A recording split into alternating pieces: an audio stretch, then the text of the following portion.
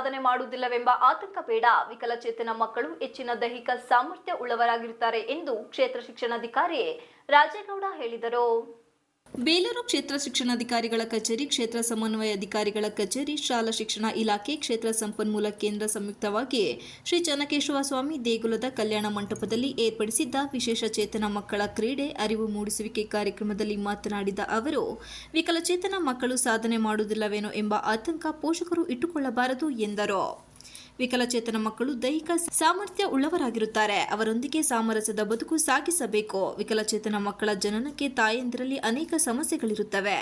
18 ವರ್ಷ ತುಂಬದೆ ಹಾಗೂ 40 ವರ್ಷದ ನಂತರ ಮಕ್ಕಳನ್ನು ಪಡೆಯುವುದು, ಮಾನಸಿಕವಾಗಿ ಖಿನ್ನತೆಗೆ ಒಳಗಾಗುವುದು ವಿಕಲಚೇತನ ಮಕ್ಕಳ ಜನನಕ್ಕೆ ಕಾರಣವಾಗಲಿದ್ದು, ವೈದ್ಯರಲ್ಲಿ ಸಲಹೆ ಪಡೆಯಬೇಕೆಂದರು. ಈ ಸಂದರ್ಭದಲ್ಲಿ ಸಾಹಿತಿ ಇಂದ್ರಮ್ಮ ಮಾತನಾಡಿ, ಶ್ರೀ ಚನ್ನಕೇಶವ ಸ್ವಾಮಿ ದೇಗುಲ ಹೊಯ್ಸಳ ಸಾಮ್ರಾಜ್ಯ ಕುರಿತು ತಿಳಿಸಿದರು.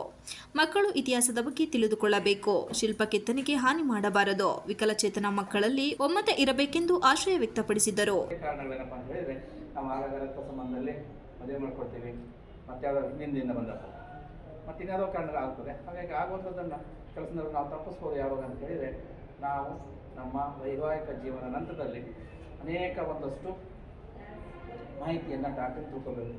ಡಾಕ್ಟರ್ ಅದನ್ನು ನೆಗ್ಲೆಕ್ಟ್ ಮಾಡ್ತೀವಿ. ಅದೇ ಹಾಗಾಗುತ್ತೆ, ಅದನ್ನು ನೆಗ್ಲೆಕ್ಟ್ ಮಾಡಿದಾಗ ಒಂದು ಸರಿ ಈ ಥರ ಆಗುತ್ತೆ. ರಕ್ತ ಸಂಬಂಧದಲ್ಲಿ ಯಾವುದೇ ಕಾರಣ ಕೂಡ ಮದುವೆಯನ್ನು ಮಾಡ್ಕೋಬಾರ್ದು. ಮತ್ತು ಗರ್ಭಿಣಿಯರಾದ ಸಂದರ್ಭದಲ್ಲಿ ಹೆಚ್ಚು ಗಮನ ಕೊಡಬೇಕು.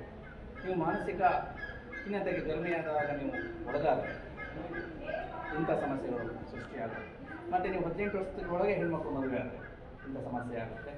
ಮತ್ತು 40 ವರ್ಷದ ನಂತರದಲ್ಲೂ ಕೂಡ ಮಗುವನ್ನು ಮಾಡ್ಕೊಳ್ಳುವಂಥ ಪ್ರಯತ್ನ ಮಾಡಿದರೆ ಅವರು ಕೂಡ ಒಂದಷ್ಟು ಮಗುವಿನ ಜ್ಞಾಪಕ ಶಕ್ತಿ ಕಡಿಮೆ ಆಗುತ್ತೆ.